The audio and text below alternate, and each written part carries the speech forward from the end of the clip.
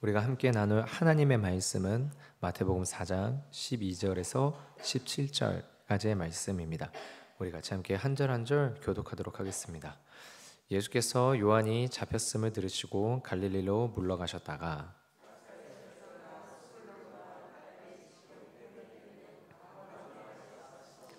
이는 선지자 이사야를 통하여 하신 말씀을 이루려 하심이라. 일러스되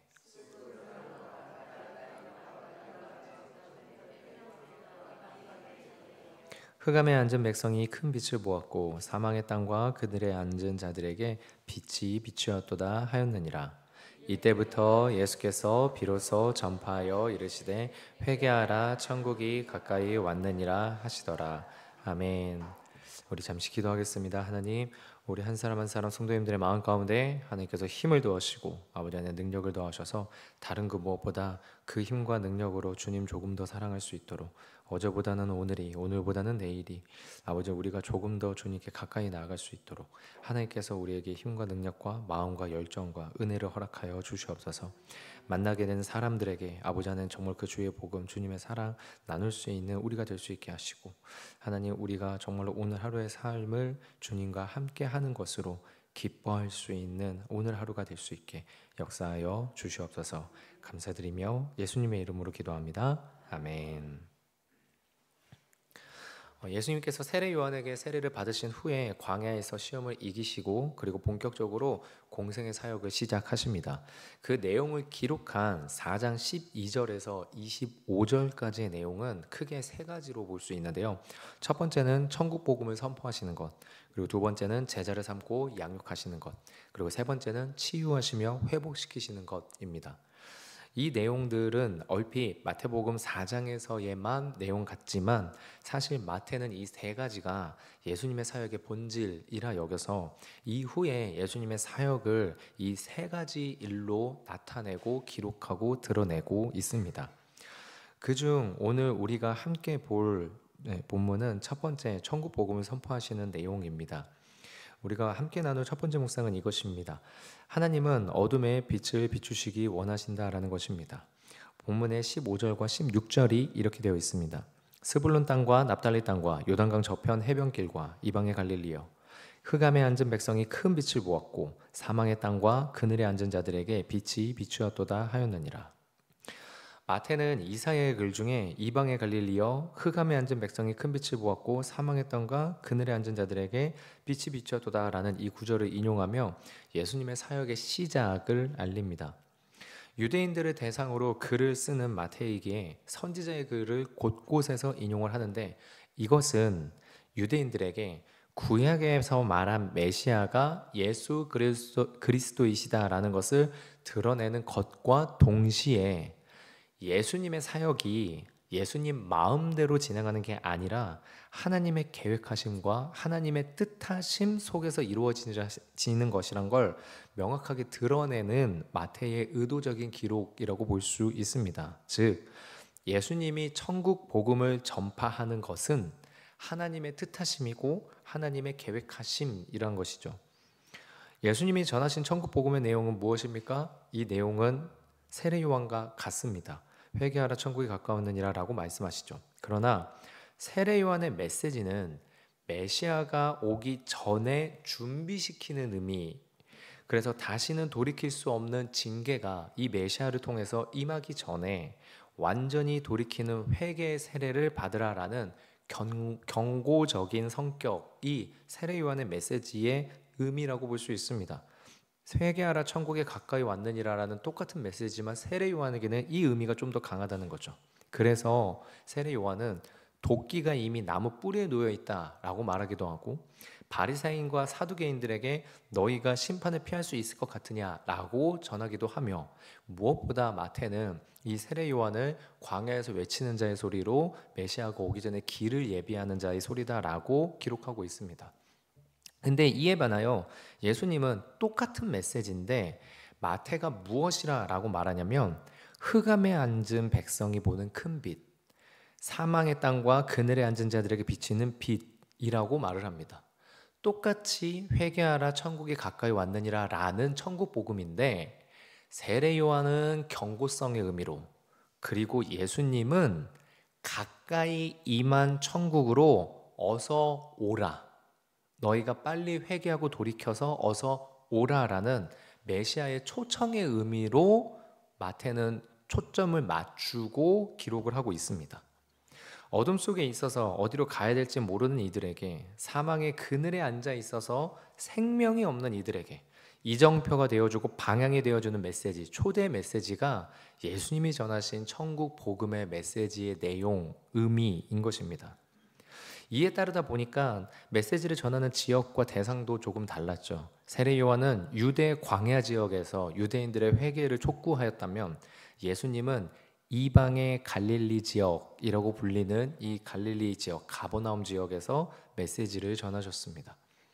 똑같은 메시지인데 왜 의미가 달라지겠습니까? 이것은 하나님의 뜻이, 하나님의 계획하심이 세례 요한은 그가 오실 길을 준비하게 하는 자인 거고, 예수님은 자기 백성을 그들의 죄에서 구원할 자이시기 때문입니다. 그러니까 세례 요한도 예수님도 하나님의 뜻하신 바 안에서 사역을 시작하고 이루어 갔다라는 것입니다. 예수님은 하나님의 뜻이 어둠 가운데 빛을 비추시는 것이라는 것을 아셨습니다. 하나님의 뜻이 어둠 가운데 빛을 비추는 것. 그래서 당시 유대인들이 천시하는, 이방인들이 너무 많이 왕래해서 아예 저기는 이방 사람들의 동네구나 라고 취급할 갈릴리에 천국에 대한 소망을 가질 수 없다고 스스로 낙담하게 되는, 예루살렘 중심에서 믿음이 가장 거룩하다라고 하는 성전이 있고 제사장들이 있는 그 중심에서 멀리 떨어진 이 갈릴리 지역, 여기에서는 천국에 대한 소망이 솔직한 얘기로 말해서 가지기 좀 힘들다. 우리는 중심에서 멀리 있고 여기는 또 이방인들도 많이 왔다 갔다 할 만큼 거룩함과는 거리가 먼 곳이라. 그래서 유대인들 중에서도 약자들이, 유대인들 중에서도 없는 자들이 있는 그 갈릴리 지역에 예수님께서는 빛을 전하러 가셨고, 우상 숭배하는 문화 가운데 어둠 가운데 있어서 하나님에 대해 들어보지 못한 이 이방인들에게도 주님은 천국을 복음을 전하시려 그래서 그곳으로 가셨습니다. 왜요? 그것이 하나님의 뜻, 하나님의 마음이기 때문에. 선지자의 예언의 말을 인용하는 이유는 이것입니다. 예수님께서 구약에서 말씀하신 메시아가 맞다라는 것을 드러내는 것과 동시에 예수님은 그냥 스스로 혼자 사역하신 것이 아니라 하나님의 뜻과 하나님의 계획하심과 하나님의 마음 가운데 있는 그 의도를 전하기 위해서 예수님께서 사역을 이렇게 하셨다. 이것은 오늘날 우리에게도 동일한 것 같습니다. 오늘날 우리 그리스도인들에게는 두 가지의 역할이 있죠. 하나는 우리 마음 가운데 있는 어둠의 복음의 빛을 받아들여야 되는 역할이 있고, 또 다른 하나는 어둠 가운데 있는 그들에게 복음의 빛을 비춰야 된다라는 것입니다. 그런데 이것이 단순하게 우리가 원하거나 우리의 의지로 되는 것이 아니라 하나님께서 우리에게 원하시는 것, 하나님께서 우리에게 뜻하신 바가 그것입니다. 내 안에 있는 어둠에도 천국 복음의 빛이 비추고, 또한 천국 복음을 모르는 그들에게도 천국 복음의 빛이 비춰주길 원하는 것. 그래서 이 두 가지를 오늘날 우리에게도 동일하게 적용하고 생각해야 되는 것이지 않나 싶습니다. 우리 마음 가운데 분명히 연약한 부분이 있죠. 스스로 못나 보이는 모습이 있고, 더 나은 모습으로 가족이나 지인 앞에 서지 못해서 자신감이나 자존감이 떨어지기도 하는 순간, 아니면 여러 가지 정말로 물질적이나 환경적으로 어려움 때문에 스스로 안에 있는 연약한 부분이 있는데, 참 안타까운 것은 뭐냐면, 그리고 참 괴로운 것은 무엇이냐면, 언제나 어둠은 그 연약함을 타고 들어온다라는 것입니다. 그래서 연약하게 된 원인을 원망하거나, 연약함 때문에 다른 이들을 부러워하거나 시기하거나 질투하거나, 변화를 도전하지 못하고 하나님 앞에서 지속적인 거룩을 포기하고 타협하게 하는 그런 어둠이 우리의 연약함을 타고 들어온다는 것입니다. 그래서 어느 순간 마음 전체가 어둠에 사로잡힐 때가 있기도 합니다. 그리고 이러한 것은 비단 우리만이 아니라 다른 모든 사람들도 동일하게 구조를 가지고 있습니다. 그 어둠에 우리 주님의 빛이 비춰지는 것이 하나님의 뜻인 줄 우리가 믿기를 소망합니다. 그래서 사랑할 수 없을 것 같은 내 자신의 모습도, 그리고 여전히 안 되는 것 같은 내 삶도, 그리고 여러 가지 사람에 대한 원망과 이기심, 부정적인 생각과 말과 행동, 이런 어둠의 파편들과 어둠의 열매들이 나에게서 그리고 다른 사람들에게서 맺혀지는 걸 볼 때 그 모든 어둠에 주님의 빛이 비춰지면 변화될 수 있다라는 것, 우리가 그것을 마음 가운데 소망하고 믿음으로 회개하라 천국이 가까이 왔느니라라는 이 메시지에 우리가 정말로 주님의 마음을 느낄 수 있는 하루가 되길 소망합니다. 세례 요한은 경고의 메시지로 전했으나 우리 주님은 초청의 메시지로 전하셨습니다. 하나님의 뜻이 본래 그것이기 때문입니다. 돌아와라, 나와 함께하자. 회개하라, 천국이 가까이 왔느니라. 우리가 이 말씀 안에 오늘 하루의 삶이 은혜로 비춰지기를 주님의 이름으로 소망합니다. 우리 두 번째로 함께 나눈 묵상은 하나님의 빛은 회개를 통해서 역사한다라는 것입니다. 본문의 17절에 이렇게 되어 있습니다.